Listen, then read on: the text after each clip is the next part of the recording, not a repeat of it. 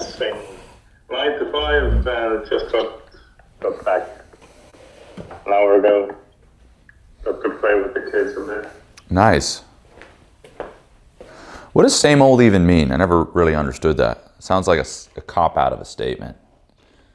It's like what people say when they don't want to tell you what's going on. It's usually bullshit. It's my favorite answer. Yeah, I've thought about that a lot. It's like, for me, it's just like, I don't know, not having much to say, like the same things. Sadness. Yeah. Mm-hmm. Like I was listening to it when I was driving with the bus, and like you said something about being being a deep feeler, and then like all the things, like feeling sad all the time. Do you want that? Like all of that, and there's a tremendous beauty in being a deep feeler. You are associated to life at an additional level, meaning your capacity in relationship to what you can do here is at an extraordinarily high level. Yeah, but at the same time, it's like with regards to other people, like when you're like going through the highs and lows, then it's easier. But at times, it's just like you don't. At least I'm speaking for myself. You feel like there's nothing to really say. Well, that's bullshit. It's just because it's actually not what's going on. You're talking around your emotions. You're in your head, right? So why do we need to be here? This is what I was talking about the other day. It's because you're actually alive in the conversation. You are experiencing transformation, not intellectualizing the right answer. There's a big difference, right? I know someone's going to grow when they're real with what they're feeling. Do you get what I'm saying? Like you're above the waters right now.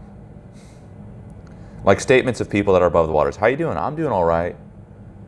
Okay. What's new? Same old. Like that person doesn't want to invite anything of further progression in their life. And those things I don't like, because you guys came here for results, right? So then but pay attention to it. In regards to meeting random people like elsewhere, say today. Well, with you, that's with me. Don't bring that here. You know, you want to give other people same old. Go for it. You know, you're not entitled to that. But I do ask one thing, which is move the bar, push the bar, move it forward, and it's like that's what you have to do. Because look, the developing emotional intelligence and healing is active. It's not passive. You know, you're alive. It doesn't mean you need to be vigilant, but you do need to be present. You know, and I think you'd be really shocked to see what happens when you start incorporating your emotions a lot more as a very sensitive person. You have deeper dialogues and conversations, and you also live with a dimension of faith that most people lack. You know, you could feel faith. Something changes in you when you feel faith. You know, you will have your anxieties and fears and periods of sadness and loss. Like even myself, you know, like I've never felt this much sadness since, you know, not just letting go of my employee and old friend. I really feel that there's an importance to be able to feel it, and that's what makes somebody emotionally healthy. I think a lot of our definitions of what we consider to be an emotionally healthy person is somebody who doesn't show their emotions, when that's contrary to what an emotionally healthy person is. I think our definition of healthy and what it is to be an emotional person are unfortunately very reductive. Like we have to wait till people experience a tragedy beyond tragedies. And also they can only celebrate when they've made their millions.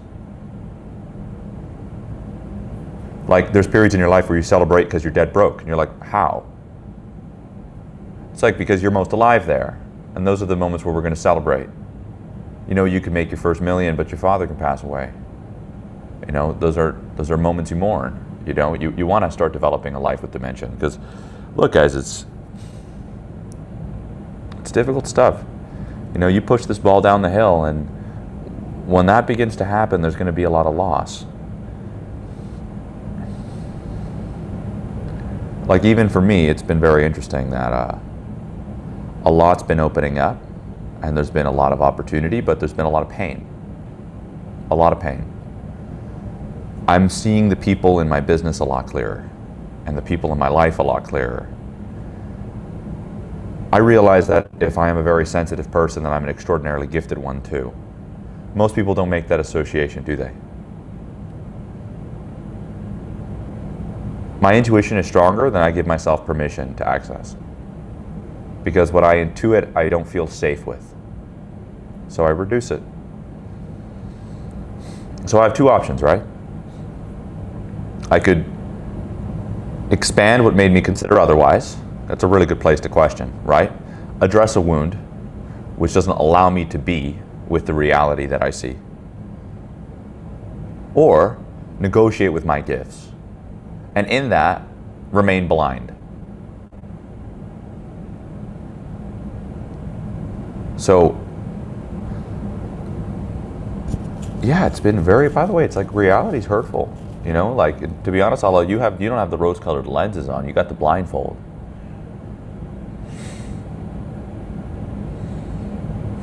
Most people don't want to see reality. They want to see it at least through an identity. They want to be able to flow it through an external conflict that's not even in their own country, not even in their own homes, their own hearts. We start thinking about the order of accordances, right? Well, let's clean your room first.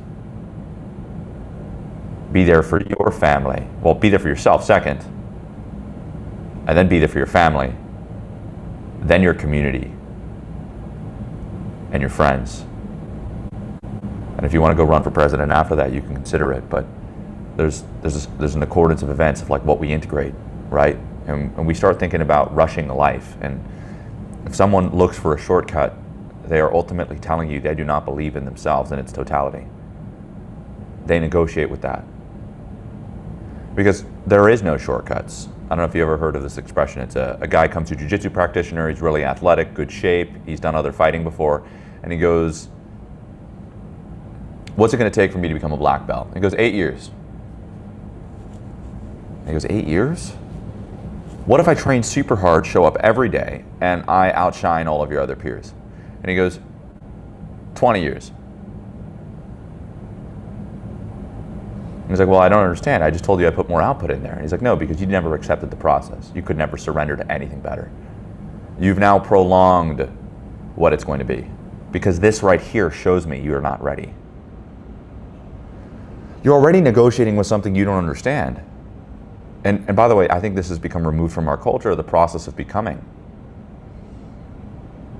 You know, we look at these people and we forget, at least the people that we aspire towards, like, which are, by the way, the bar is getting lower and lower and lower, because you don't really need to be somebody if any becoming. You don't really need to have a story.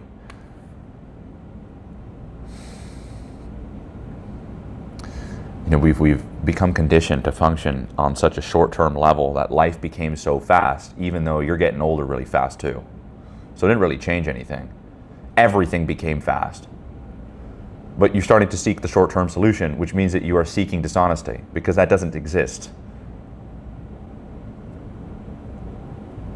There is no shortcut. Anybody who's seeking a short-term gratification is not aware of the person that they could become through a process. And I think in a lot of ways, we always hold the result over the person we become. That's your God then. It rules you. If it's the God of the Hebrews in this metaphor, the one that sets you free from any structure or confinement, the house of bondage, then you are free now.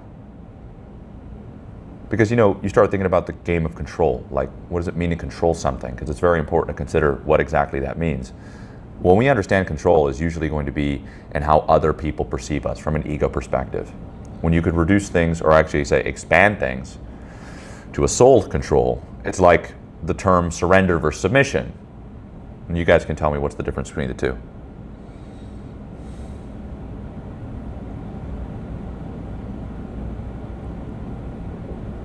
Surrender is upwardly aimed. Submission. Yeah, I kind of like that. That's a cool insight. I think that's cool to it. What about you, Allah?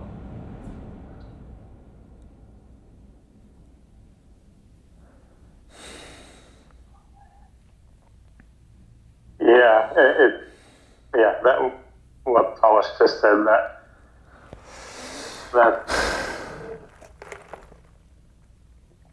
like it's letting go. But yeah, so there's a choice. I like that. There's a choice. Letting go. That's something we choose to do, by the way. Letting go is also, by the way, have you ever noticed that when people let go, there's a great cry? Have you ever understood why that is? It's because they are experiencing it. They're experiencing the process of loss, right?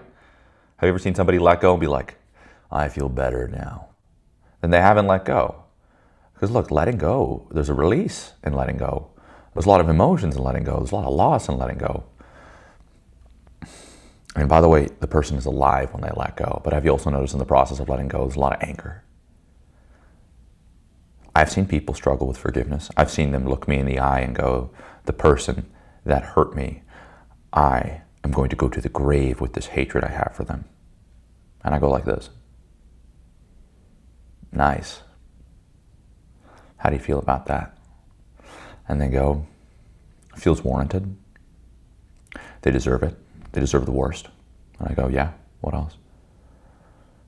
And they go, it hurts. It hurts to keep holding on. I'm in pain all the time.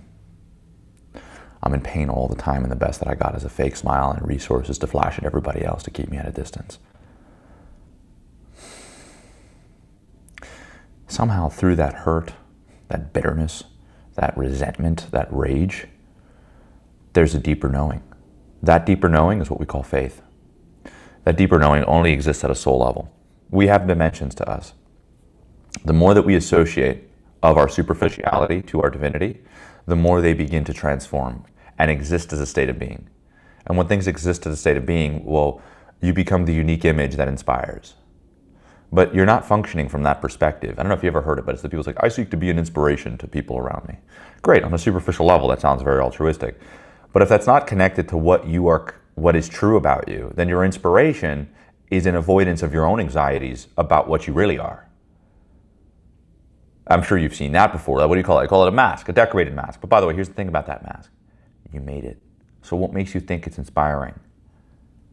And why would you wear a mask that's fake and potentially culturally appropriate than the truth of your face that could inspire individuals to live with the same level of strength and courage to take that into the world? Because all of what we're dealing with, especially in your case, and even your case, Thomas, is a suppression of your truth, your voice, who you are. A suppression of it, right? We spoke about honesty the other day. And the more you suppress that, the more you kind of cut at the edges of the truth. And then you start saying half-truths, right? It's not full truth. What's a full truth? Stepping into the light of yourself too. Seeing what's true about you when you express that love. Seeing what you hide. Your sensitivity is one of them. I'm your internet prostitute. What does that mean? The person that you come to for an hour and a half and you get real, right? I don't know if you guys have ever seen that in movies, where it's a very troubled man, older, kind of a coming age story. And he's not married, he doesn't have kids. He struggled to get things off the ground with nearly everything in his life, right? I think this is a relatable story. And the girl that he likes to see consistently is a hooker. Well, look, in a lot of ways, this is rock bottom. But it doesn't mean that at rock bottom things can't transform, because with her, he's himself. That's why he hires her. Also, that's what's reflective in his life. Everything couldn't get off the ground. Well, because there's no foundation to build anything off of. Foundation being truth, truth of yourself. Guys, I really had to swap the foundation out of my business. You understand that. My business was image oriented. Image oriented. Not truth oriented, not heart oriented. And by the way, I'm gonna be honest with you guys. I see the people in my business and I go like, they're not that close, are they? But I'll be honest, it started with one of my employees over here, my media manager. I got to see him clearly, and in that got to see myself clearest. And I realized, oh, why did he work with me in the first place? Because of my own insecurities about my truth.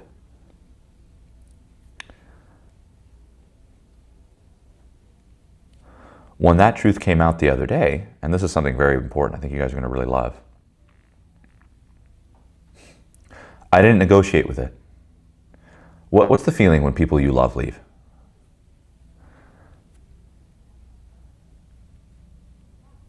Heartbreak, sadness, Yeah, pain. that's true. There's usually another emotion that doesn't allow you to get to that. Anger? Well, that's true. Anger is true, but there's going to be usually a reactive response of what's wrong with me. Why does everybody leave? It's always my fault. There's a shame. Have you ever been abandoned? Yeah. By the way, it's also very hard to admit that. Things that are hard for men to admit, including myself. I've been betrayed. It's happened with my friend the other day. He betrayed me. He did. Now, he also abandoned me because I've been recently having to stay up much later to make sure that my new media manager is appropriately trained. But if you want to know what happened, then not only did he abandon me, he abandoned everybody else on the team. The morale dropped. It went to shit. And to be honest, I look around me and I could see my employees in distance. He was the one that was closest to me. And in that, got to see even parts of me that he didn't believe were true. But I knew to be true. I kept him at a distance. He was coming closer. It's kind of the process of intimacy, right? Like, what exactly are we leading with? And also, do we always need to explain ourselves or show who we are? Or can we get familiar with it ourselves, integrate that truth, and then in integrating that truth, be an accumulation of all of that? Because that's part of life. You know, there's going to be more to you with the people you love. The closer that they get to you, the more that you will discover. You know, you sure you want an intimate relationship now? It's about vision. It's about being seen. It's about safety in truth, not delusion. And that's a big one for you, Allah. You seek safety in delusion. And also for you, Thomas, you seek safety in fantasy. And when you have your own kind of fantasies that remove you from realities, by the way, harsh realities, and by the way, the hurt of harsh realities. I'll tell you one thing that I've been feeling a lot of recently, hurt. So look, I get to see where everybody is. I'm like, oh, that's where my sales rep is, 10 feet away. It's not too far. It's a big office building we have, right? Where's my manager? Oh, she's near the door. Okay. You know, there's a deep sadness in recognizing your realities. There is. Because you're not wrong. In fact, maybe you would like to be wrong.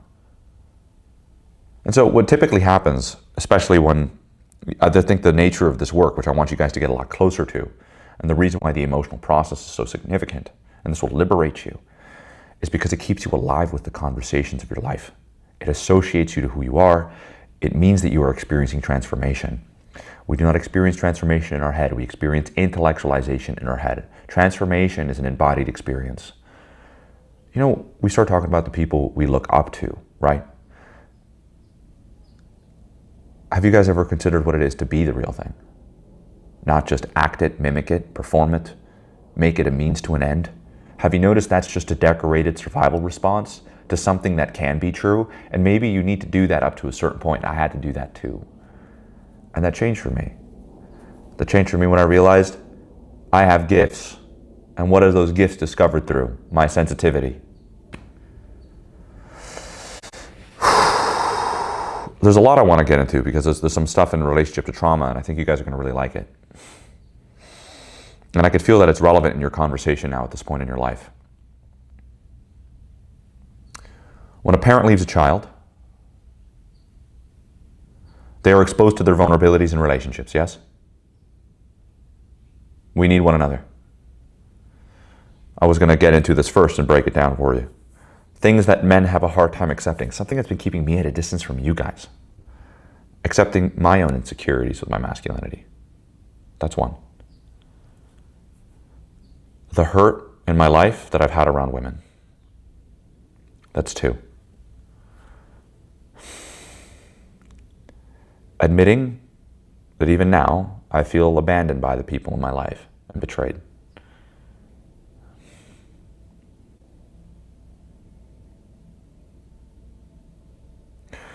And I'm not saying this in the sense that I'm a victim of any of these experiences, but it makes me feel like one when I say it. I have a lot of anger towards women. I do. Does not mean I have hatred towards them, but it does mean I have anger. Because I can tell you what's under that anger: a lot of loss, a lot of hurt, a lot of sadness. You know, and in the other day, there's a use to that anger. You take it where it belongs. Like the other day on the podcast, I saw the embodiment of a witch. Not the good kind. The one that seeks to burn down her own home and hurt her own children.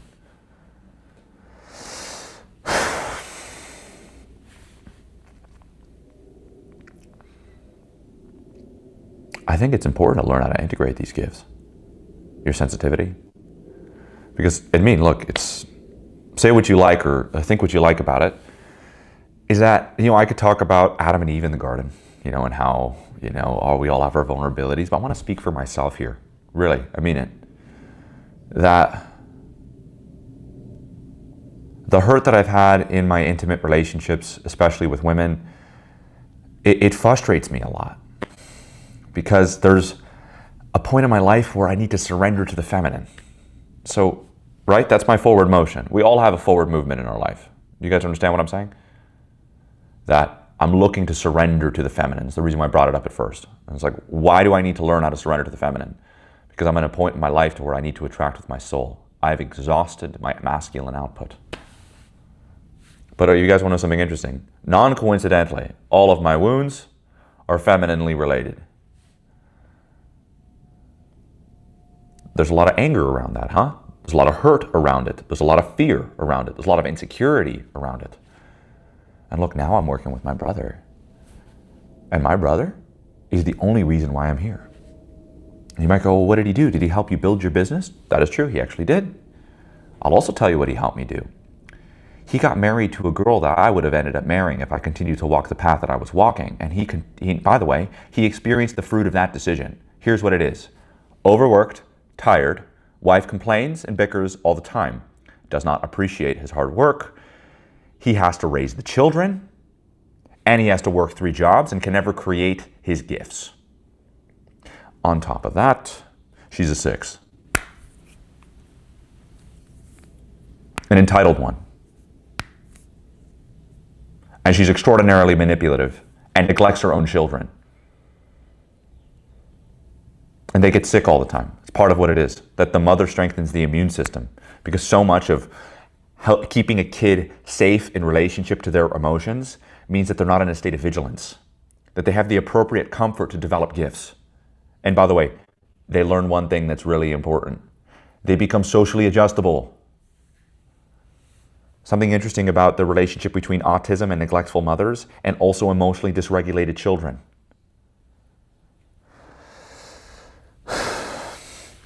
There has to be a development of the emotions of the person. What happens when that happens? Their gifts are born in relationship to that. But their gifts always manifest in a chaos, kind of hard to perceive. But anyways, when I saw him get married, I saw him step under the chuppah, that's what you call it, Jewish culture. It's under that little banner. I said, oh shit, if it wasn't for him, I would have walked the exact same path. He is the person I'm most alike. Out of all my brothers, I'm most like him. I'm most like him. I also looked up to him the most. He was the brother in between me and my oldest brother. My oldest brother at the time, I really didn't feel any relationship with, because I was like the Gen Z sensitive version of him. He was like the millennial disconnected version, right? And we had completely different levels of how we speak to each other. But as we got older, we got a lot closer.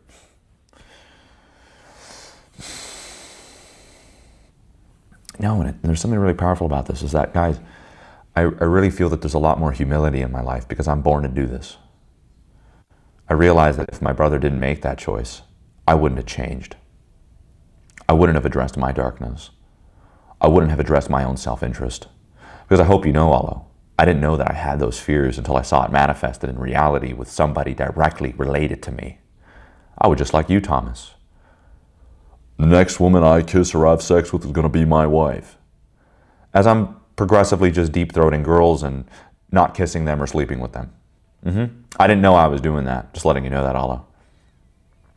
Oh, do you know what else I would do? I took joy in talking to girls who had partners, because we would endlessly flirt with each other, but nothing would happen. I became an energetic vampire. not somebody who recognized that he's the Prince of Darkness. I realized that there's no salvation in a lie. Only through God. And what does that mean? The embodiment of our unique image. We are human beings. We need to walk around with this in the flesh. How can we make it a part of ourselves, not a conversation, an intellectual conversation, a philosophical conversation? And that was the beginning for me. You know, first off, now he's working with me. How crazy is that? And look, I tell him it all the time. You know, he's like, hey, I'm going to be there tomorrow at 9:30. You know, we're going to go plan out some videos. I'm like, no kids. And now I can help him, you know, like, and he's helping me in a way that's extraordinary. I also could tell him what I feel and think. I said, don't work for me unless you want to hear me throw your wife under a bridge. And you too. I said, don't think for a second that I didn't reevaluate my family many, many times over.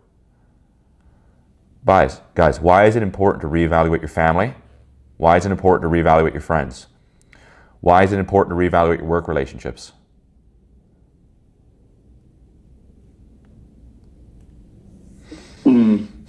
I mean, they change, you change.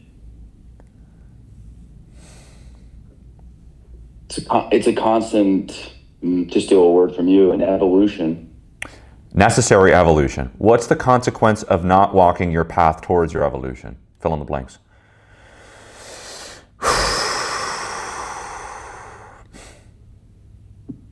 I mean, living under a falsehood. Mm-hmm. That's one of them. Allah? You stagnate, which means you're not really even standing still. Yeah. Like that, until actually falling back. Yeah, you're falling backwards. That's on the simplest sense. I want to give you guys a little bit more nightmarish realities. You lose everyone, and yourself included. You will lose friends. You will lose lovers. And if you find yourself, you will have more than kings. That's Marcus Aurelius. Now, I always found it to be interesting because I'm actually really connecting a lot more with my voice and my soul, and I'm recognizing that a lot of the other terms are going out the way, but I've had such a fascination for psychology, and developmental psychology specifically, and also even psychoanalytical theory. Because now if I need to move forward in my life and that requires me to channel, I don't know if you guys are familiar with what it is to channel, that is a feminine characteristic. I want something to speak through me. I want to be a muse for. Oh, that's very feminine. I want to attract the right people into my life. That's very feminine.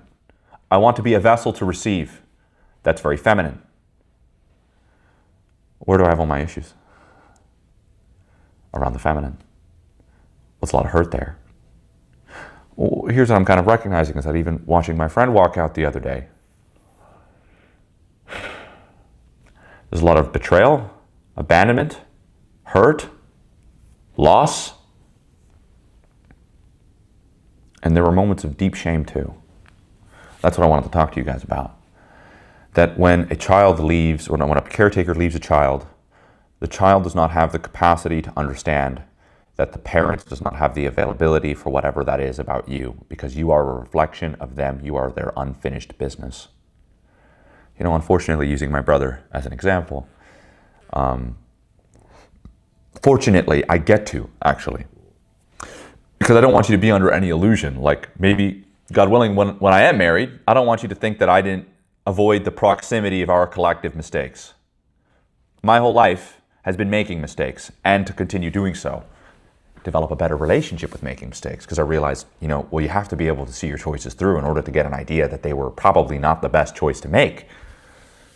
For example, the people I hired. Oh, shit.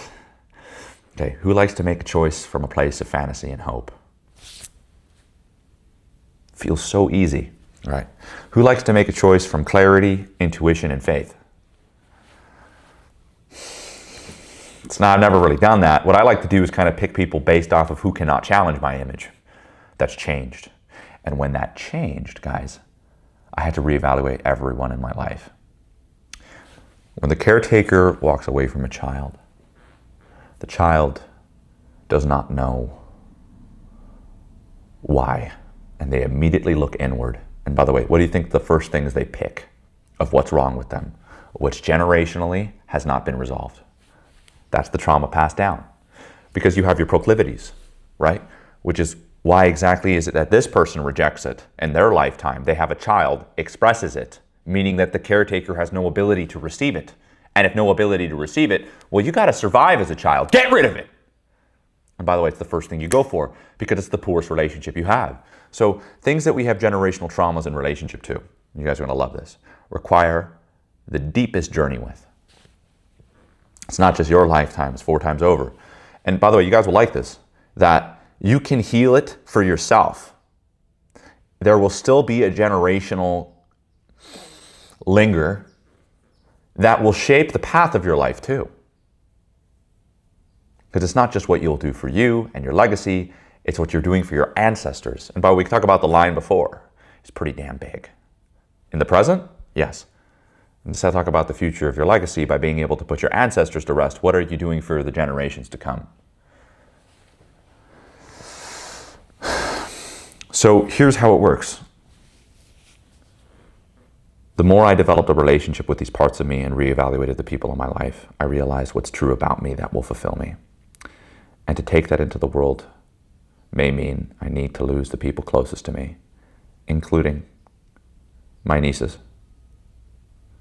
my nephews, my brothers, my friends, my employees, the mask that I wear, this person that I claim that I am. If you can't feel your emotions, you're a convicted psychopath who believes he's onto something and is pursuing nothing but a phantom, a figmented projection. Why is it so important to be embodied? Because then you're healthy. At least you're interacting with a possibility, a dream. You're not under a false impression about what that may cost you. And it's what I told my brother the other day. If you want to go ahead and shoot content with me, don't think for a second I haven't reevaluated my own family.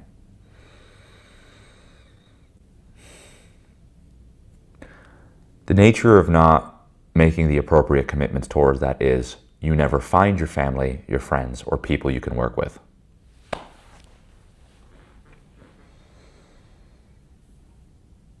Your family is not just your blood bond.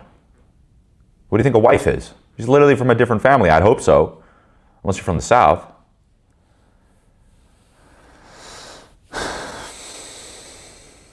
And also, I would pray that that person has had the same conversation too. To start a family, to build a life from the basis of that truth. And then your blood family is representative of that.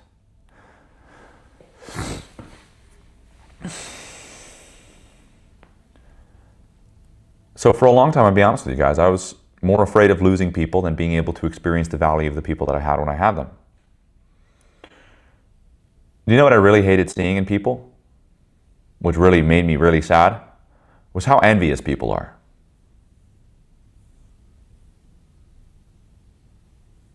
People are extraordinarily comfortable with being what doesn't elicit insecurities.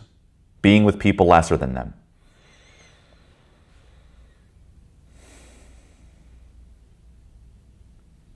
They look at a person that could inspire them and go, no thank you, that's not possible for me. Let me find somebody that I could talk about my dreams with and do nothing about. I start thinking about why people are so alone. I mean, there's no amount of people that you could surround with that person that wouldn't make them feel progressively more alone. They're removed from themselves, their own needs, their own evolution, their own dreams. They're suffocating in their own suit, their flesh suit.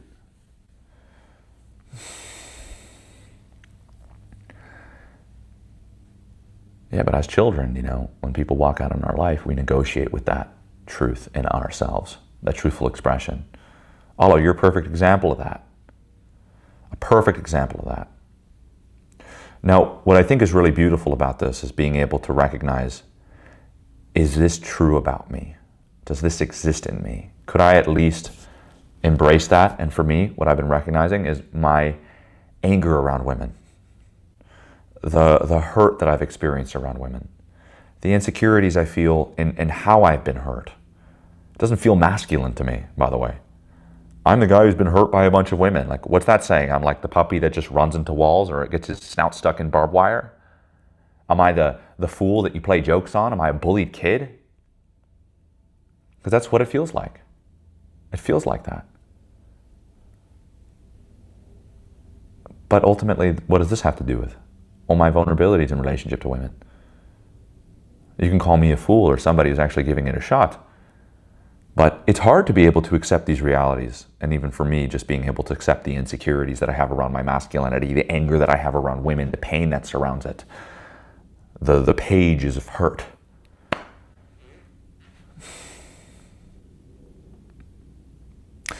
So now at this point in my life, well, in order to move forward, I got to be willing to look back.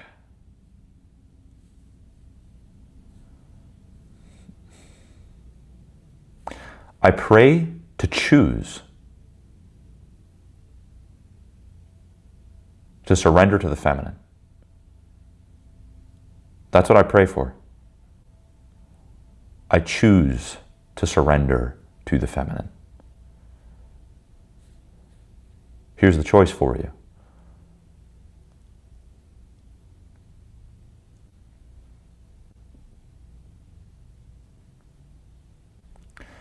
I'm deciding to make a choice from a part of me that knows what's best. And it's going to burn. And I'm going to bleed. And there's going to be pain, and there's going to be anger, and there's going to be frustration. And I'm going to recognize the resistance when it comes, and I'm going to accept that resistance, because that will happen.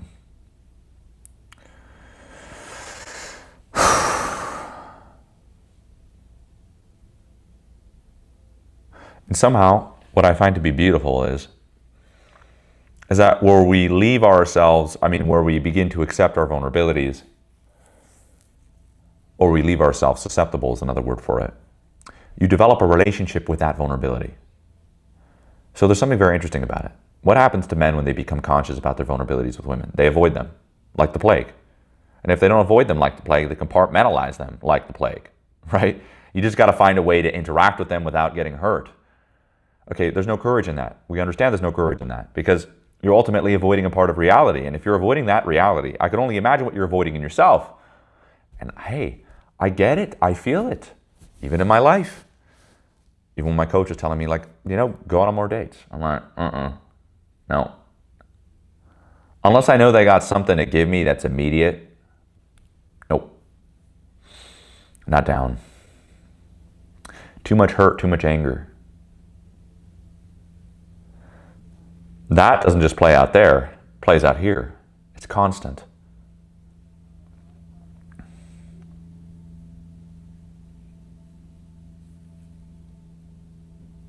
I had a very powerful dream last night. Curious what you guys think. I was the same age I am now, near my childhood home, which is a little bit further down the street from here. My mother looked like my grandma from my dad's side. So it was my immediate mother, but my paternal grandmother as one. She felt like my mother. She looked like my grandmother. Yet her story was my mother. And she was 78 years old in a hospital bed. She had cancer. That's also how my grandmother passed away. She passed away with cancer. And as I saw her on the bed, I could recognize her for the first time. And what she told me is, I'm 78 years old and I still want to live life. I've negotiated all of these parts of me. And she listed them. That I'm dirty, that I'm loving, that I'm sensitive, that I'm vulgar. And it's like, this sounds like my kind of girl. But I'm holding her hand in what looks to be her deathbed. She goes, I'm sexual. And I'm smiling with tears as I'm holding her hand, her right hand. And she goes, whatever life that I'm going to live as myself. And I said, where was the cancer? And she goes like this. She shows me a missing left ring finger. They removed the whole joint. And I went like this. Tell me if that's not symbolic. Marriage, intimate relationships. And she says, some truths you can't take away from a person. You have to just keep showing him that. And this is a reminder that I will no longer live without my heart. 78 years old, you're on the way out. You're on the other side of the bed there, buddy. You sure you want to live it as yourself? And so this was actually spoken to me through my ancestors. It felt like it was spoken to me through the feminine. Isn't that powerful? Through my dreams. It's a really powerful dream. I don't feel like I have anything to prove anymore, guys. I have something to say that will cost me. That'll cost a part of me. How about that? A part of me that no longer serves me. I don't know, seeing that dream, she looked younger, happier, healthier, realer. And it was interesting because my twin brother, then saw her walking around with the missing joint and said, man, that's possible for us. We could change. I feel that the beauty of life is in that we are alive and that death is always there. It's confirming that we are alive. And to see someone at 78 years old to embody the truth of themselves. And the way that it manifested in the dream was the loss of a finger. And I'm familiar, cancer is inherently an erosion of the cells.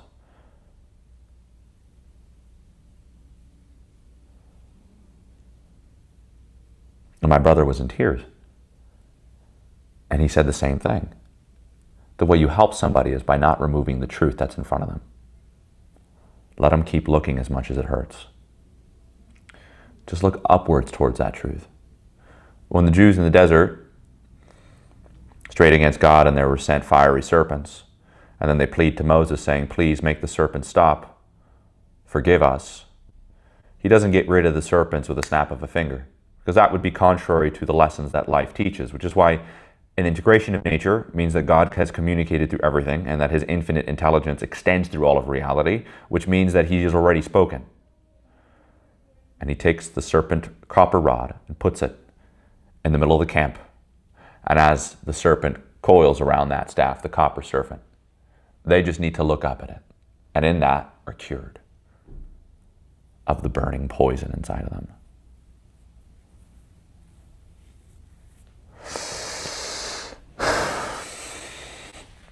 You can't take away the truth from a person that they need to look at.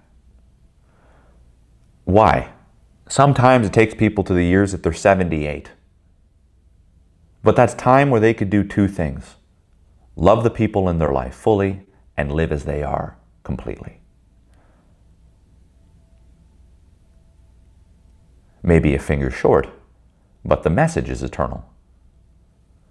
And look, this is a dream that I had last night. And I just went, wow. And then as I'm here, it channels it in accordance. It's like a deck of cards falling right on top of each other. Nice little sandwich.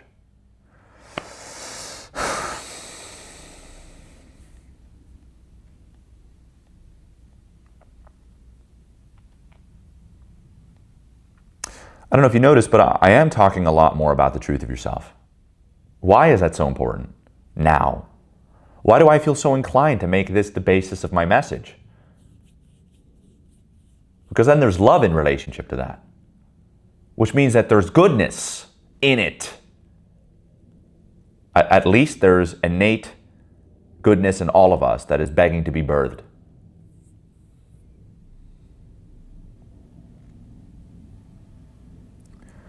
When we think about our unique expressions, or at least when I'm recognizing a little bit more and more that if the people around me are going to leave, and that I'm going to lose friends, I'm going to lose lovers, I'm going to lose money, yet if I find myself, I'll have more than kings. I find that to be one of the most compelling quotes I've ever heard, because it's actually reflective of what makes us rich, what makes us in love, what blesses us with friends and families.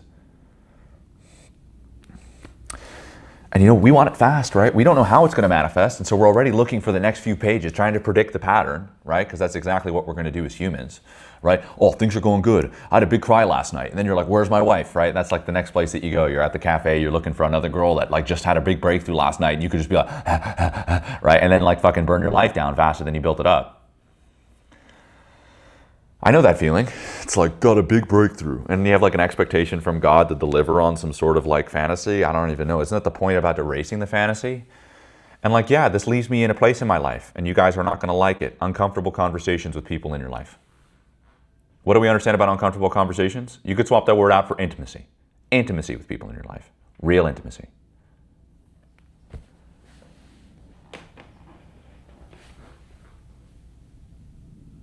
I always felt that I needed conviction as a form of protection. Conviction is usually protection.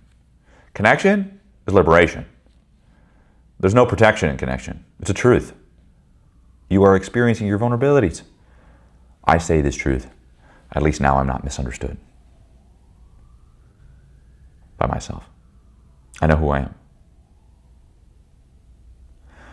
Which is, by the way, in a lot of ways, just even being able to intuitively walk the steps or make the mistakes around it allows you to see what is you. How many people are actually aimed towards that? And so then you realize that they're just making the mistakes. And they're spiraling with them too. They're not looking to make mistakes and aims for their best. No. I always found that to be very poetic. Stumble uphill. Make errors and aims towards our best. I'm going to make a joke to see what could open you up. Oh shit, it shut you down. Okay. I did that to open you up, I hope you know. Recourse. And you understand that too. You're agreeing to that. That one missed. That I overshot. Let's still keep playing. Let's push the bounds of what we believe. Because look, I mean that there's something interestingly sadistic about the current way that we live our life. And I use the word sadistic.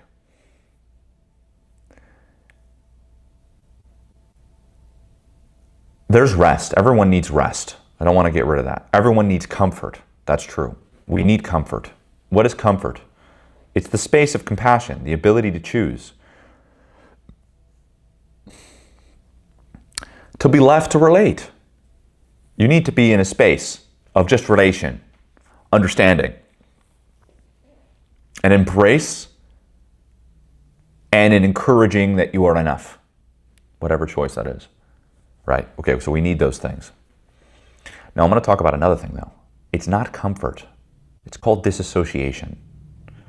This, right now, in this period of our lives, is one of the greatest curses to plague mankind. It means that they are functioning under cognitive dissonance, left to all of their unconscious vices, and last time I checked, were the biggest monsters in the cosmos, and might be the only ones.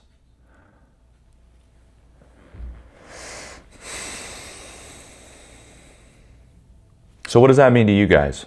Now that I'm kind of speaking to something here, have you ever thought to consider that maybe you're afraid of losing the current figmented reality you've created, but ultimately you've both told me that it's not even fulfilling to you, not even by a margin? Can we at least let this be burnt up for something that's true in you that will fulfill you, even if you have $500 in your account?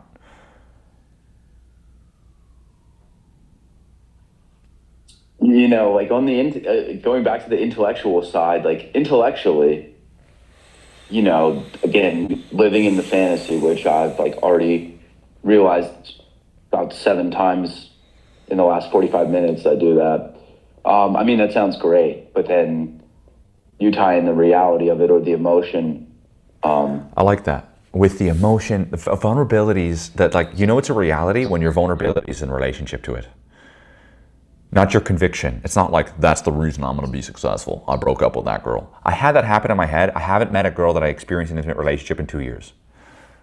That's why I woke the fuck up. I was like, oh, whoa, I'm not a human. I have no relationship with my vulnerabilities.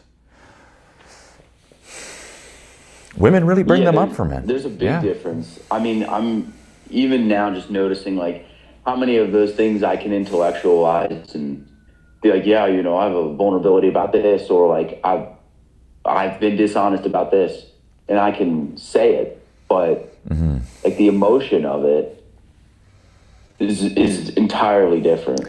Right? So what exactly about the emotions of experiences are so much more challenging than the intellectualization of them? You tell me.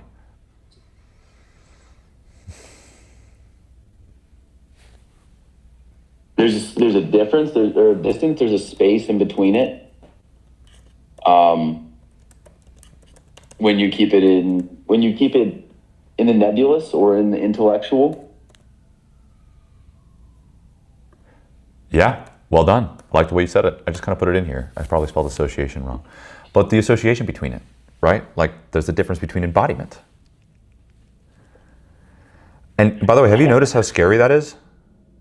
Terrifying. It's fucking terrifying, right? And then you're like, wait, why is it so terrifying? Because when you're embodied, your vulnerabilities are there too, and they're going, what do you think about me now? Are you sure you're so safe knowing you're this delicate? Knowing that all it takes to get you as a man is a pretty girl with a nice fresh pair of tits, and then the next thing you know, you're eating of the tree that's deconstructing paradise that you were born to live in? Dude, I've had that thought like, I don't know, a dozen times in the last couple of days of like how I'm so susceptible, dude.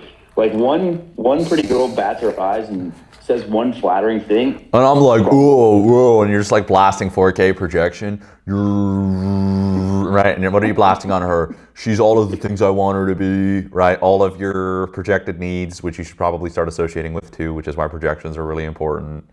You can start realizing what you need to be for yourself. But so here's, I guess, kind of the question.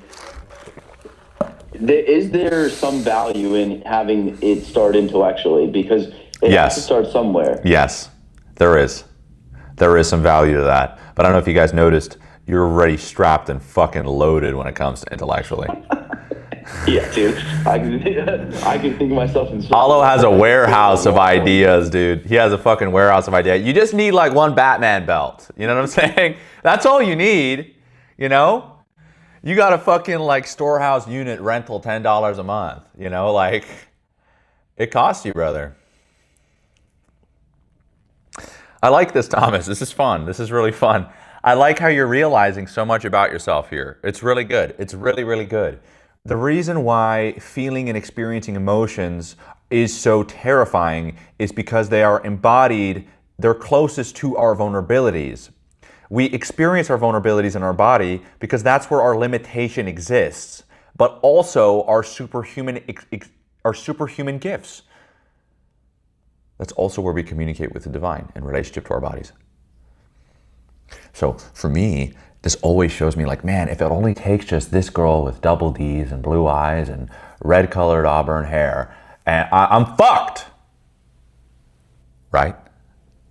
Now, you hear the panic, but now, as a way to control it, what do we have? We have anger, that works. We also have sorrow. We also have hurt, because it's a very specific story, isn't it? It's not just one you read in a book. It's one you've experienced in your life. Alo, I know this is true too. You hate this about you. You absolutely fucking hate this about you. You hate your susceptibilities around women. You cannot stand them. You are repulsed by them. And let's use a different word here. Your vulnerabilities around women. Here's a susceptibility. I'm susceptible to what's my left eye. This is me looking at a reality in relationship to who I am. Vulnerability. Susceptibility. Armor. I have a foil. Right through the neck. Steel plate can't save your life now, can it?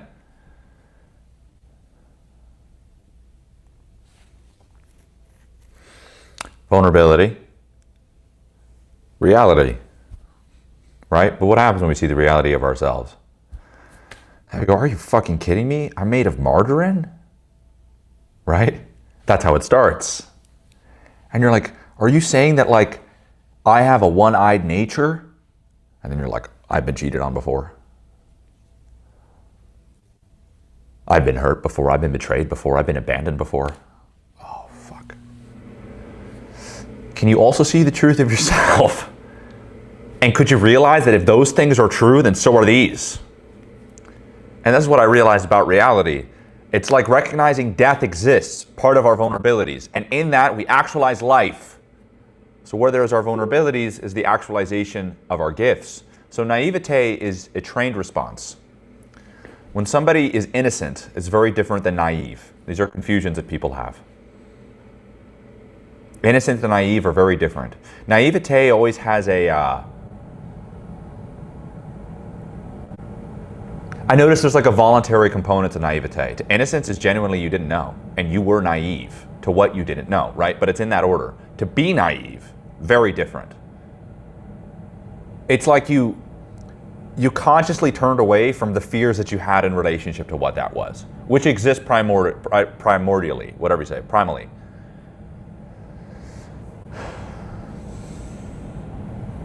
So no, I think this is a very interesting conversation because for me, that's why emotions around experiences, we forget what we're experiencing the emotions around are really in relationship to who we are, but also what we live for. I realized that I got to experience my vulnerabilities the most in that podcast as a man. You are going to be the monster 9 out of 10 times unless you have someone else that's also clinically addressing that situation. I called my coach up, she's a woman, and I said, watch this, tell me what you think. Was I a monster there? She tells me, she goes, Nefeli, I have never seen in my whole life you handle a situation better. This was remarkable. So I went like this. You saw what I saw? Okay, great. But look, how many people that I send that video to are going to understand? Well, how many people understand things about humanity in general, or even about themselves? You start realizing like, whoa, my audience is really small, actually. It's for those that believe in the best in themselves. It's a pretty small audience last time I checked. It always has been, by the way. The people that are aspiring towards love and goodness have been a very, very, very small select few individuals. The people that are interested in it, well, those are a larger group. The people that want no part of it, unfortunately, are a much more powerful one when the ones that know it exists refuse to stand up to the plate. That's you, and that's you. You have to stand up, rise up. Your life awaits you. But more importantly, you start realizing what you're up against is the people that live to see the world burn. That's why they're alive. That's their commitment. And that's where they want to be. And there's a lot of those people out there, and they walk around and they give you these wonderful things called smiles. And they usually like to weaponize their own self-awareness against other people and their own traumas. And they like to identify with organizations and institutions that can protect them because they really have nothing to say. They're not original. The biggest nightmare is the one that they live as, a fraud. But if you stay out of touch just at the right distance, you never need to have that conversation. You could just have one bad day. And you could write it off just as that. And don't even get me started on the conversations of vulnerabilities and susceptibilities, because these people see the reality that happens before their eyes and go, no thank you. I like the lie. And then take another bite of that matrix steak. And they're going, pretty good. So I was thinking of planning my funeral.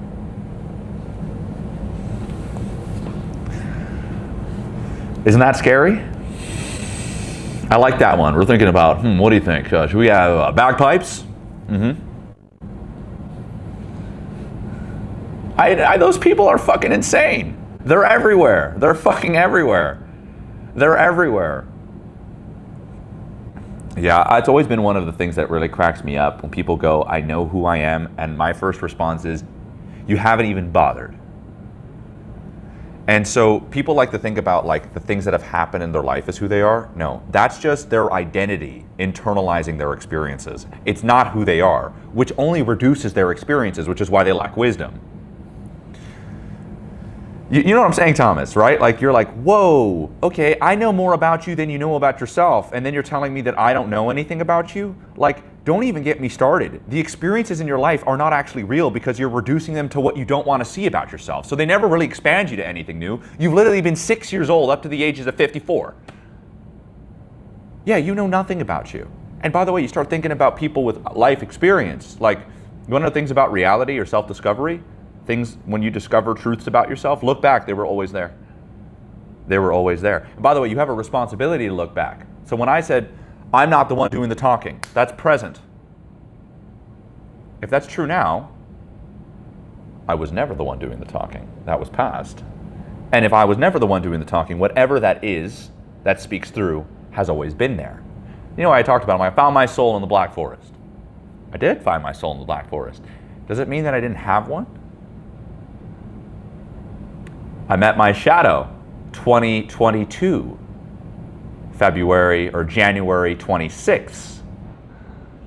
And I look back and I go, oh, you were there all along.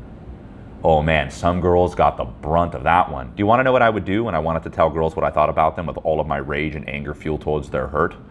I would get my friend to send them a text message and be like, that was a terrible thing to send to a girl. How could you? You took my phone away involuntarily.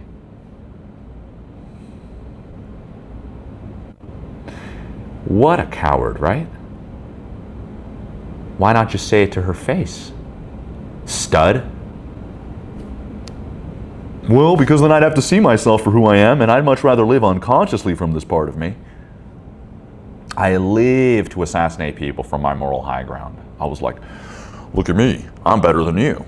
And that's why I put you down, even though you have all the things that I secretly want. So what I do is I fuel all of this energy through you as a way to live through what I will refuse to experience myself. But the way that I'm going to allow myself to experience this is by keeping myself on a high throne, looking down at you, and further removing myself from the parts of me that secretly want to live your life that I do not have the courage to embody.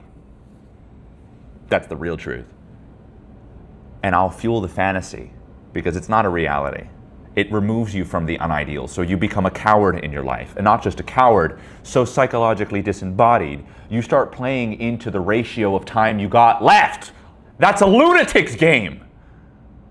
What time do you have left? I'm sorry, what is this, fucking In Time with Justin Timberlake? You could look at your fucking wrist? We don't know the answer to that question. Then what is real is now. How much of that are you willing to face? So don't fucking tell me, same old. You want to let that go? You let it go. You need to make conscious steps towards embodying your life in the present every day that you get another opportunity for. That's what you need to do. That'll save your life as a man. And maybe even having the conversations that make you extraordinarily insecure. A lot of it has to do with your sensitivity. A lot of that has to do with your sexuality. A lot of that has to do with your dark nature. I mean, brother, fucking, you're getting like blasted every time you come in here. You're getting time with all of these things, whether you like it or not. And the best thing you've ever done is shut up. And I know that sounds really condescending, but you know it's not, because you could finally feel that part of you.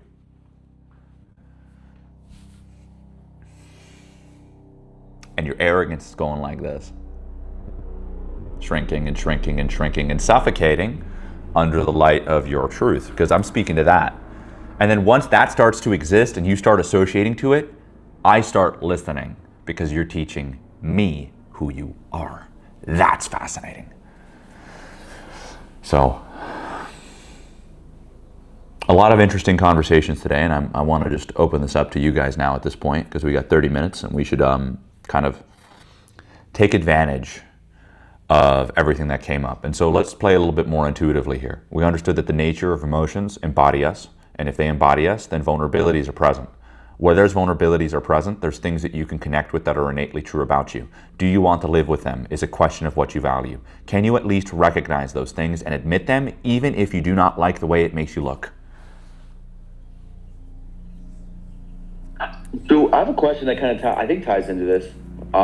So I look back, and you know, I see that I was a coward, I was a liar, all of these things that I don't want to be.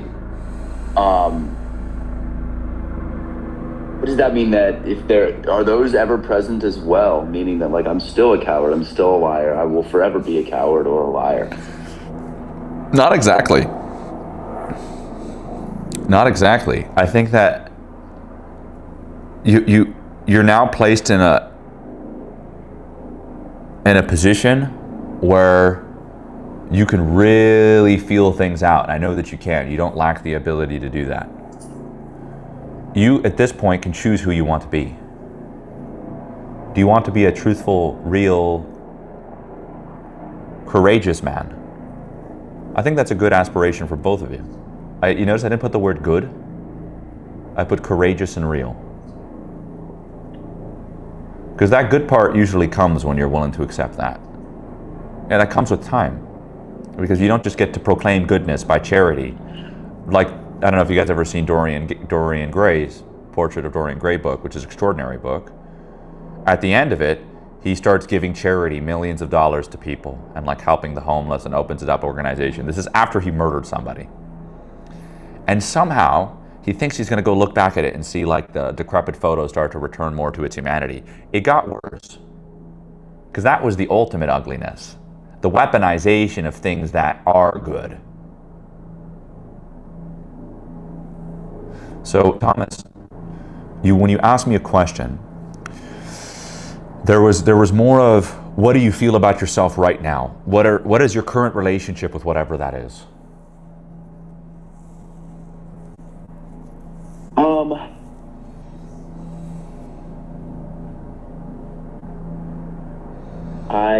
It feels like it's aimed in a more upward. Mm-hmm. It's a more upward aim, and it feels like, honestly, it feels like a lot of those things are starting to burn off. I wanted to go more towards, you're doing it less to people, more to yourself. Or actually, that's where your problem is. Fantasies are a form of lying to yourself. Mm-hmm. You know, yeah. Making people things that they are not is not only manipulative and narcissistic, it's a form of lying to yourself. And I mean it. It's very hard to see people as they are. Because let's just say you have an intuition, which I believe both of you guys have very strong intuitions. You might see more than that person cares to see about them.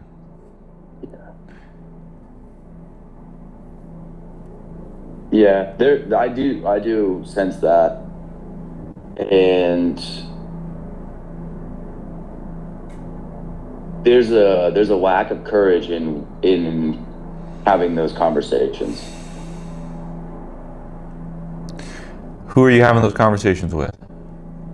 Well, I'm projecting them externally, but I mean, as I realize that I'm fucking flipping that over and thinking about it internally. You don't write enough. That's true. Man, and it's so noticeable when I do, but golly, you're so right. You don't write enough. You gotta see your own, what you want people to be. It's not fair to you. You know, by the way, because what do we like to do? We like to filter people through our own needs. That's what a projection is. But the problem with that is that we don't get to see them for who they are and what needs they can meet. Our own needs, when we have a bad relationship with them, ultimately tell us we have a bad relationship with our vulnerabilities too. Because I think where there's our needs, there are our vulnerabilities. Like, it makes sense. A man needs a woman. Vulnerability. Well, a man needs a woman in more ways than he understands. Vulnerability. Yeah, it feels almost like I just had like this weird feeling that even the idea of having needs is like dirty and weak. Good. So now that's the shame. That means it's the beginning of your relationship with your own needs. You know, when I say the word needs or vulnerabilities, they're the same thing. But have you guys ever noticed that the things that you really need in order to grow what you want to grow, you need to develop a relationship with? That's your responsibility. That is the healing of the feminine wound. Developing a relationship with your own needs to the point where you believe that they can be met, opposed to negotiating with them. You guys want to know the byproduct of the trauma or the unhealed wound? Is that you will never be able to ask yourself the question of what you really need, and will endlessly filter people through a lens. That's the trauma, that you do not realize that people cannot meet your needs, at least the people you have in your life. The manifestation of that is being with people who cannot, and continuously being around them stops you from even the conversation of what is it I do need. And the second you are honest with that, because it's not a mystery, you will be really, really sad, heartbroken, and despaired. Yeah. There was something I really liked in the Matrix movie. When he wakes up to reality, There was like such a deep melancholic feeling in Keanu Reeves' betrayal of Neo. Like he woke up to a reality where there's no sun, dude. There's AI robots draining people of their essence. Where are humans? We live in the underground and we haven't seen sunlight in 100 years? What? Just put me back in, dude. Why did he leave to begin with? His whole life is reflective of what he was looking for, truth. He wanted to challenge, the fabrics of reality, perceivable reality.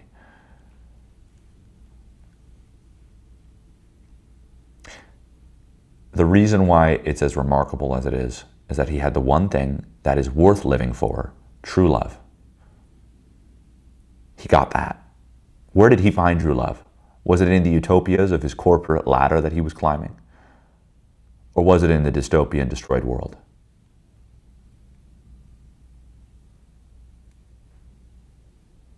That's where he found true love. And so then what's that trying to say about what we can access in ourselves is not circumstantial? And also maybe the things that we really aspire towards are much, much more fulfilling than what we reduce them to. And actually, the connection in your life that you seek is in an unideal reality. And it will forever be that way. And you strive towards that in your life because you can have it. Who would ever challenge these questions if it meant that they would wake up to something so barren?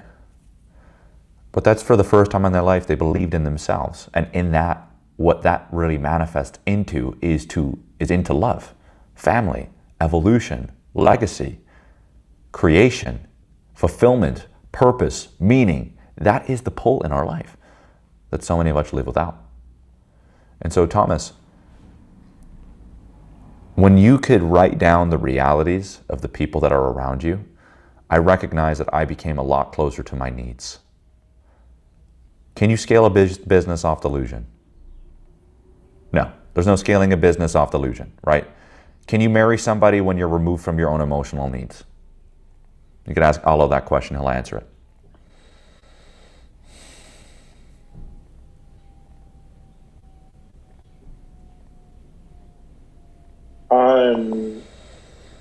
I don't even. Well, I know the right answer to that. Complete what you said. I don't feel what? Comfortable. I don't feel like I want to say that. I don't feel. What was the rest of that sentence? I don't feel connected to that part of that. What that question kind of. I like that you said you don't feel connected to that when I threw something your way. No, you dismissed it. Do you want me to say it again? And I'll phrase it to you. Getting married from a place of emotional unavailability is like choosing a partner with a blindfold.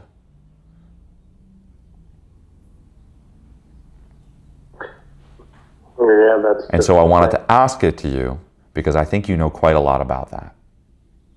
So, do you want to tell us more about that, or do you want to dismiss that as a reality in your life that is currently existing and manifesting and surrounding you in this current moment in time?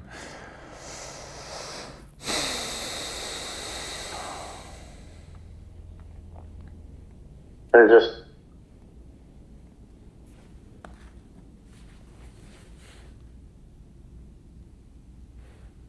I don't know, am I in my head? Just breathe what I said there. I'm resisting it. Yes. I'm going back. There he goes. There he goes. To verify it. I'm trying to see myself in that.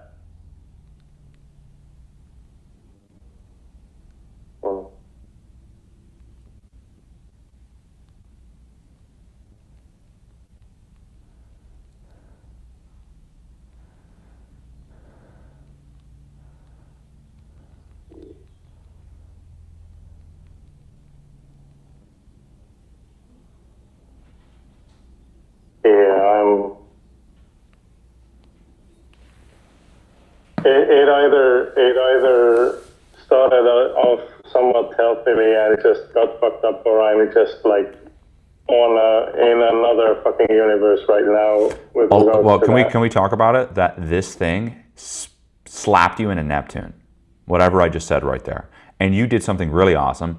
I'm resisting the fuck out of it. I'm dismissing it. This definitely hit a chord, and I don't like the chord that it hit, but it is moving something. That's where we're gonna go. Are you ready for that? Okay. Okay. Was that a yes? I want to.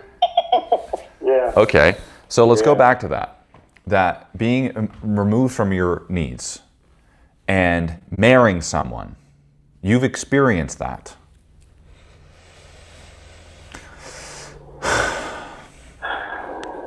Have you? Or do you have a false story? It became progressively more apparent as the years went by. Because, like, as it is, like, in the beginning, it's all, like, we didn't have kids right away. You didn't? And although she did have a 4-year-old daughter when we got together. You didn't have. Okay, this is good. I'm learning more about you. How long were you guys dating each other before you got married? 5 years. And then 2 years later, you had kids? No, pretty much that was within the same year. I think we found out that she was pregnant. She got pregnant, and we were planning on getting married anyway. Let's do a little bit more of the reality checking. Slow down in those moments. Okay. She got pregnant. When that happened, what we often do is freak the fuck out. And in the moment where we freak the fuck out, we take another thing in our subconscious, we take the fantasy and we go like this. We were going to get married anyways. That wasn't present there. I remember those moments, like, specifically. I wasn't, like, for me, she was the one. I was completely, like, how do I say? Well, that's what I'm trying to say, that I think there's a level of inconsistency here. One of them is you were dating for 5 years. Yeah, but we moved in together. Well, we were living together, like, basically starting from year 2. Okay. The first year. And you both were how old? How old were both of you? She is 4 years older than me, so I was like 21 and she was 25. She's old. She already had a kid? Yeah, okay, she was married at the time, although the marriage was, like, over for all intents and purposes, and they weren't, like, they were separating. This is good. You see how you're getting, like, these smiles and you're feeling like these little flashes, like these, like, burning flashes in the back of your heart? Mm-hmm. Right? Okay. This is called, like, taking off the fucking Truman Show. All right? And it's like peeling off a fucking, like, a face mask, you know? All right? You're like, ooh, shit. Okay. I think somebody's got a blindfold on really tight. Well, that makes a lot of sense. Because you become, like, you know, kind of removed from what exactly you're looking for, right? Like, here's a few red flags. Like, what are red flags? They're not don't see them. They're pay the fuck attention. Ask questions. I actually like that. I have to write that down.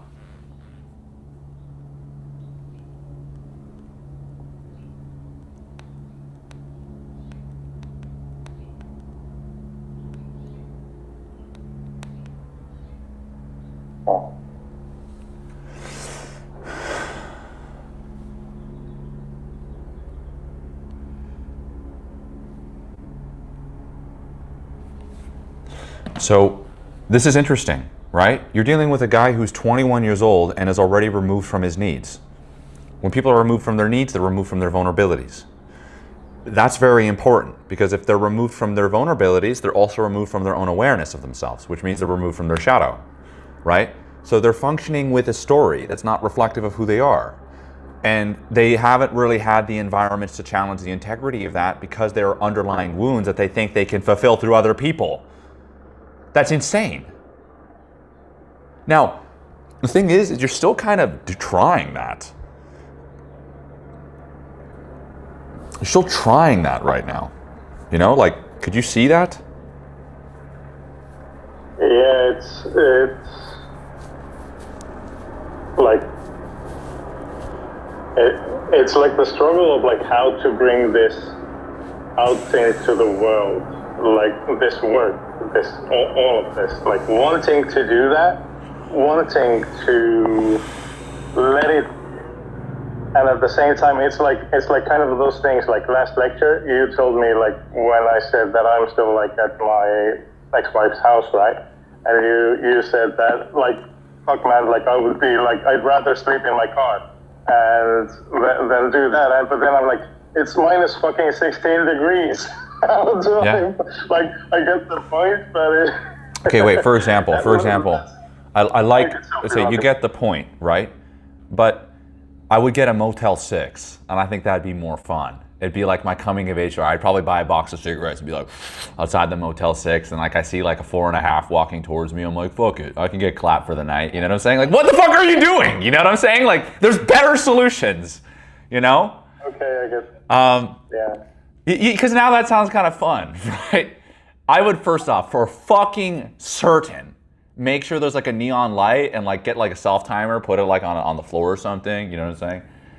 And then show that to my kids, be like, this is when your dad was broke and was about to consider living in with his ex-wife, but he didn't. And they go, Dad, you're a hero. And you're like, I know. Because you will know, you know, you won't also feel bad about it. But okay, so for example, the conversation of being able to honor your own needs or your own emotions, right? Why is that important? Well, you're recognizing a reality. It might not actually be relative to the person, but it does mean that you're beginning to associate to a part of you that is true and real. So, if it meant a night in negative 16-degree weather in my car, I will tell you, I will definitely remember those emotions and hurt. Because, brother, do you think I'm the fucking only one angry at women? I'm looking at you, dude. You get the fucking trophy. I'm like, wait, Naftali, like, why are you on second place? I'm like, Alo. And I give you the trophy. I'm like, you get first. You get first. And you're like, really? I'm like, yeah. And you're like, yeah. Of course. There's a lot of frustration around it. Now, you should be honored, because I would have liked the first place. But unfortunately, the more I talk to you, even seeing what came up, even when we talked about when you guys got married, and then 5 years, and then her having a previous marriage, her still being married, like, this is what came up. Like a clenched fist. And I was like, ooh, okay. We're starting a party tonight. I'm gonna see you at the Motel 6, right? You can send us a video. Yo guys, check out the new place. $50 a night. You're like this. You know what I'm trying to say? Like, that'd be fucking sick, dude. Honoring my emotions. You! Let's go! Do you know what I'm saying? Like, oh, that sounds great. Honoring my emotions, like, life's good. Sending a fucking Snapchat to the boys, you know? It's hard to do because sometimes we often feel that we have an obligation, you know, to betray ourselves, unfortunately, to kiss ass for people that don't care about us. And you know that because in order to keep them around, you have to betray yourself. So they really don't care about you. They just like what you symbolize to them. So it's important that, you know, we're kind of getting more and more details that are coming up from the relationship, but what I really recognize is that you're fundamentally interacting with the dishonesty of a lot of things that have frustrated you very, very deeply, that you've continued to interact with, and you have not honored those feelings and emotions. And in that, you know, first off, you might like this, guys. You can't get to your childhood. You know, when you're 35, you have your marriages. That is where you start. Now, what happens after marriages? Past relationships. After that, childhood. Because what do you think happens when you skip to childhood? You fucking erase all of the other things that were literally a manifestation of the same wound. But you have less recall. I recognize that I learned a lot about myself in my first serious relationship. I lived with her. We did all the things that we were going to do together. We were considering getting married. She was going to go through a conversion process. I was meeting up with fucking rabbis. Worst idea ever, by the way. I will never put anybody through conversion, ever. I think it's the most ridiculous, institutionalized garbage bullshit that really seriously hurts people because people think they own the title of God or Jew. It means nothing. You could proclaim yourself jack shit nowadays and people will believe you because they will believe fucking anything. If you say, I am Dr. Allo, a fucking few lawyers might reach out to you and then realize they'll drop the case because you could literally sex traffic people and still have a career. So don't for a second think that there's any real consequence to these things unless there's an actual truth, and then in that case, people would be fighting for something real.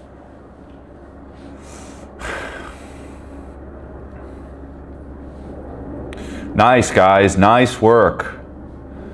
Allo, Motel 6 tonight, huh? Yeah. Well, I just might one of these days. I really just might. You just might? Well, maybe we should go a little bit deeper. Because now that we're looking back, she got pregnant. What were the feelings around that? It was what I'm remembering. I remember the thoughts that I was having. I remember kind of the bodily sensation as well. It wasn't fear. It was what I wanted. I get what I was thinking about earlier was is it maybe, or probably is, based on some kind of an identity of what I was trying to think of myself as. I don't know. But that was me, not looking back, knowing what I want, feeling that this is for me, this is what I want to build. Whatever comes, we'll get it, we'll get over it. What were her feelings about it? She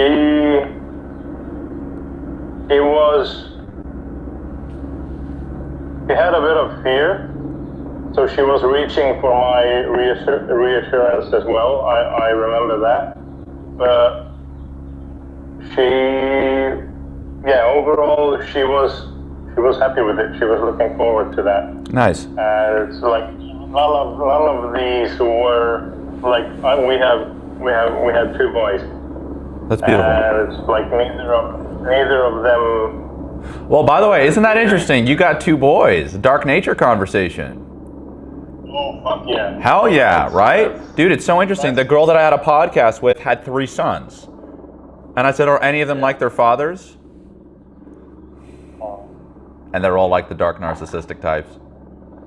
No, not at all. They take 100% off the maternal line. Ah, okay, good. Making sure. I actually got rid of those characteristics. I made sure to castrate them. And you're like, what? Okay, so this is really good. Allo,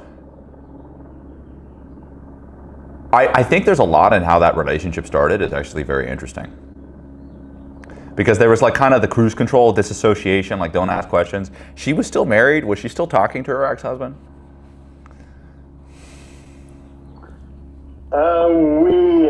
We met when she was still living with him, so yeah.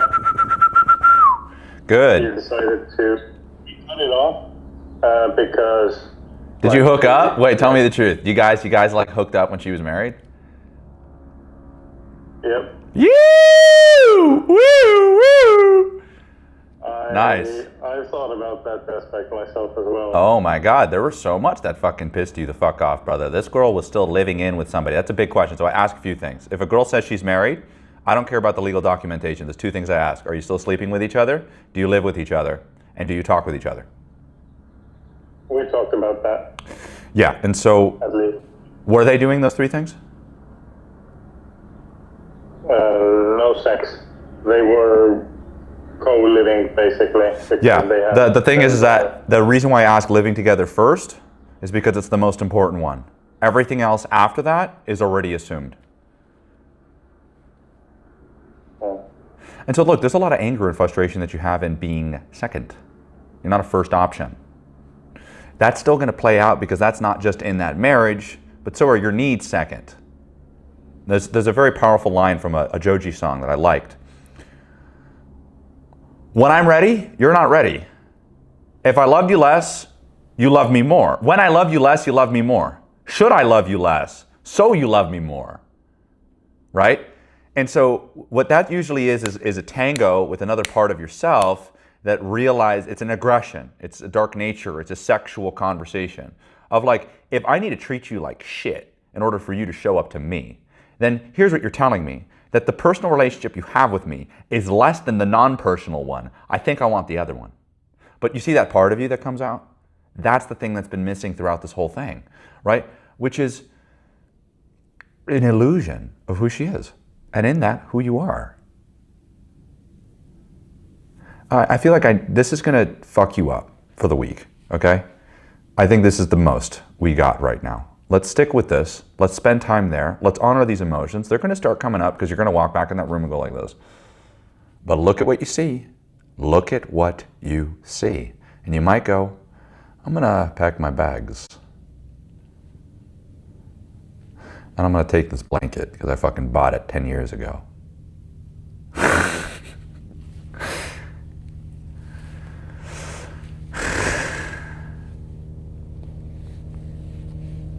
The fact that you told me she's now a coach, brother, run.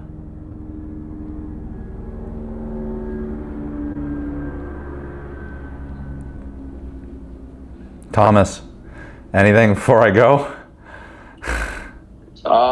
Yeah, just to say that it's really something, man, for you to say that you're now realizing that you're born for this. You know, it's crazy from like other perspective because like I talk to you for 2 minutes and I can easily see that kind of thing, and it's just so fascinating the way that other people can see us in such a way that it takes us so much longer to see ourselves. It really does, and that's why I think, the beauty of marriage in the truthful sense is that you could see yourself clearest. And I think that people haven't been given the foundation for marriage. They've been given the foundation for short-term masturbation. And that goes nowhere, hence the word masturbation. God bless you guys. It's a big fucking week. Alo, seriously proud of you for not being a dick to yourself. Really proud of you, all right? Your life's only getting better. Can you feel that? Because like there's like adventure in there. It's like kicking up in your balls. It's like you didn't know that there's the spiritual testicles are pumping right now. All right, God bless you guys. Bye-bye.